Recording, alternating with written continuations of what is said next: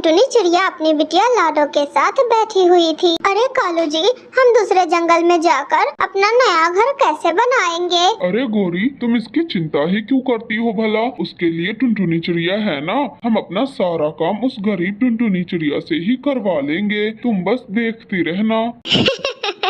अरे कालू जी, मेरी ही तरह आपको भी उस टुनटुनी चिड़िया को परेशान करने में मजा आता है क्या?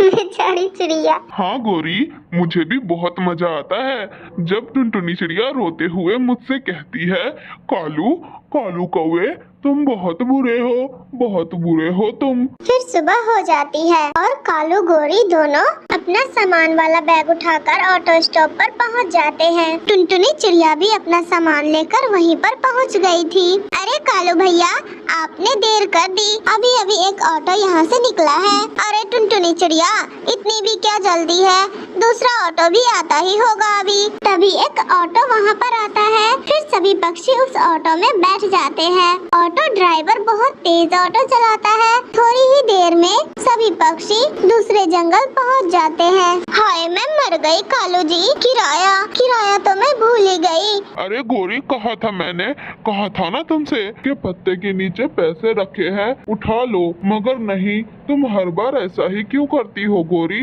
अच्छा गोरी और कालू भैया, तुम दोनों इतना परेशान ना हो, मैं तुम दोनों का किराया दे देती हूँ। फिर टुनटुनी चिड़िया उन दोनों का किराया दे देती है और फिर सभी अपना अपना सामान उठाकर वहाँ से उड़ जाते हैं। फिर वे सभी पक्षी बेरी के पेड़ पर बैठा हरिया तोता के पास जाते हैं। देखो हरिया भैया, हम लोग आ गए, हम लोग वापस आ गए हरिया भैया, और अब हम लोग यहीं पर अपना नया घर बनाकर रहेंगे। अगर यहाँ कोई पुराना घर खाली पड़ा है तो आप हमें बता दे। हाँ, एक घर है खाली, यहीं पास में एक पीपल के पेड़ पर एक पुराना घर खाली पड़ा है। बस उस घर की छत ही टूटी हुई है, थोड़ी सी मरम्मत के बाद वो घर ठीक हो जाएगा। हम घर के छत की मरम्मत कर लेंगे हरिया भैया। फिर वे सभी वहाँ से अपना सामान लेकर उड़ते हैं और पीपल के पेड़ के पास जाते हैं। अरे टुनटुनी चिड़िया, ये तो डबल पोर्शन घर है, तुम ऐसा करो, तुम घर के ऊपर वाले हिस्से में रह लेना और मैं और कालू जी नीचे वाले हिस्से में रह लेंगे। ठीक है, तो अब हम लोग मिलकर घर की मरम्मत कर लेते हैं। टुनटुनी चिड़िया को गोरी कवि की बात अच्छी लगती है और वो ऊपर रहने के लिए मान जाती है। ठीक है लाडो बेटा, अब से आप सामान का ध्यान रखना और हम सब मिलकर घर की मरम्मत कर लेंगे। देखो टुनटुनी चिड़िया, तुम जंगल से जाकर तब तक बांस ले आओ और मैं और कालू जी तो बहुत थक गए हैं, हम लोग जरा पानी पीकर आते हैं नदी से। तुम बांस लेकर आओ और हम लोग बस तुम्हारे पीछे ही आते हैं। फिर टुनटुनी चिड़िया जंगल से बांस लाने चली जाती है और इधर गोरी और कालू कौवा दोनों नदी से पानी पीते हैं। देखो गोरी, अब हम लोग थोड़ा आराम करते हैं, आराम करने के बाद कोई काम करेंगे दूसरा। अरे सच बताओ कालू जी, मेरा तो काम करने का मन ही नहीं कर रहा, थोड़ा देर सो जाते हैं, फिर शाम को देखेंगे क्या काम करना है। अभी मैं बहुत थक गई हूँ। इधर टुनटुनी चिड़िया जंगल से सूखा घास, बहुत सारी लकड़ियाँ भी ले आती है। अरे मम्मा, वो दोनों कौवे अंकल आंटी कहाँ गए हैं? क्या ये सारा काम हमें अकेले ही करना पड़ेगा? क्या पता लाडो बिटिया, वो दोनों तो कब का पानी पीने गए थे मगर अभी तक लौट कर नहीं आए हैं। शाम हो जाती है। ये कहानी है सुंदरवन में रहने वाली टुनटुनी चिड़िया की। टुनटुनी चिड़िया बहुत कामकाजी थी और वो अपने घर का पूरा जिम्मेदारी खुद ही संभालती थी। टुनटुनी चिड़िया अपने सारे ख्वाहिशों को मारकर अपने पति टिमटिम चिड़ा के साथ रहा करती थी और उसके साथ उसका छोटा सा एक देवर भी रहता था जिसका नाम था बंटी कबूतर। एक दिन की बात है जब टुनटुनी चिड़िया नाश्ता लेकर अपने देवर बंटी कबूतर के कमरे में जाती है। ये लो देवर जी, आपकी मनपसंद मटर पनीर की सब्जी और पूरियाँ और साथ में चाय भी।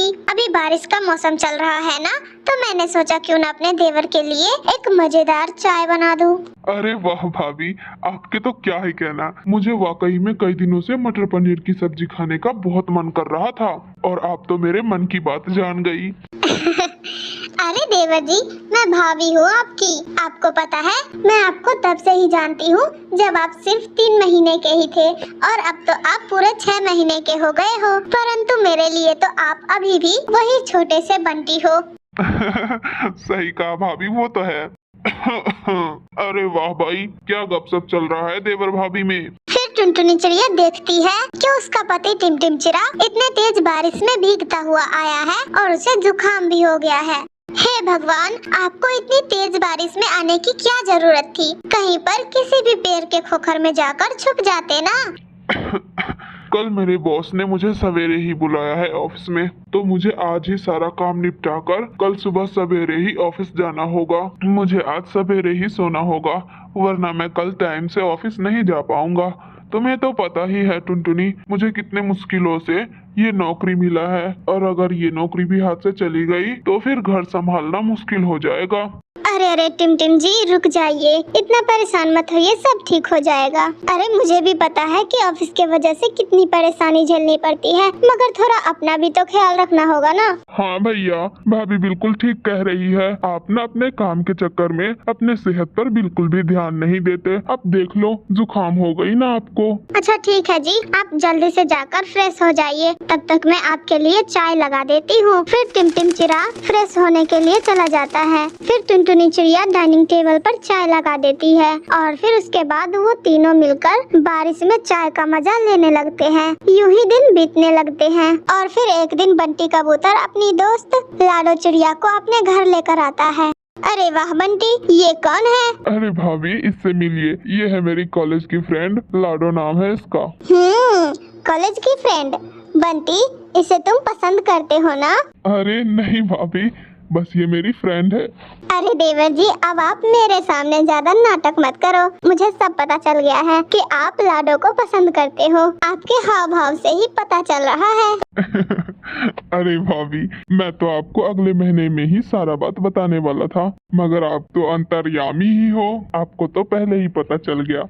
अरे देवर जी, मैंने आपसे कितनी बार कहा है कि आप चाहे मुझे कुछ बताओ या ना बताओ, मुझे सब कुछ ऐसे ही पता चल जाता है। हाँ भाभी, वो तो है, आपसे कुछ नहीं छिप सकता भाभी। ऐसे वो दोनों देवर भाभी एक कोने में खड़े खड़े बातें कर रहे थे। इधर साइड में लाडो चिड़िया खड़ी सब देख रही थी और उसे बहुत गुस्सा भी आ रहा था। अरे अब इन दोनों में क्या खुसुर फुसुर चल रही है? अरे लाडो, आओ आओ, अब तुम दोनों बैठकर यहाँ बातें करो, मैं अभी तुम दोनों के लिए पकौड़िया और चाय लेकर आती हूँ। फिर टुनटुनी चिड़िया रसोई में पकौड़े बनाने चली जाती है और इधर लाडो चिड़िया बंटी कबूतर से नाराज होते हुए कहती है, अरे बंटी, तुम दोनों उस कोने में क्या खुसुर फुसुर कर रहे थे? अरे लाडो, कुछ नहीं, वो मैं भाभी से तुम्हारे बारे में ही बात कर रहा था। पता नहीं भाभी को कैसे पता चल गया है कि मैं तुमसे प्यार करता हूँ। माफ करना बंटी, शायद तुम्हारी भाभी तुम्हारी पहले से ही जासूसी करती है, तभी तो उनको सब कुछ पता होता है तुम्हारे बारे में। अरे नहीं नहीं लाडो, ऐसी कोई बात नहीं है। अरे तुम नहीं जानोगे बंटी, तुम्हारी भाभी बहुत भोली दिखती है ना, परंतु वो अंदर से बहुत चालू है, चालू। अरे लाडो, तुम ऐसी बातें क्यों कर रही हो? तुम तो भाभी से मिलने आई हो ना, थोड़ा मुस्कुरा भी दो। हाँ हाँ बंटी, अब ठीक है, लो तुम्हारी भाभी आ गई चाय पकौड़िया लेकर। फिर थोड़ी देर बाद टुनटुनी चिड़िया नाश्ता लेकर आती है और फिर सभी मिलकर नाश्ता करते हैं। ऐसे ही करीब 1 महीने गुजर जाते हैं। अब तो बंटी कबूतर को एक शहर वाले जंगल में जॉब भी लग जाती है और वो लाडो चिड़िया से शादी भी कर लेता है। उनके शादी के करीब 1 ही हफ्ते बाद लाडो चिड़िया टुनटुनी चिड़िया से कहती है, अरे भाभी, ओ भाभी। अरे हाँ हाँ देवरानी जी, क्या हुआ, बोलिए।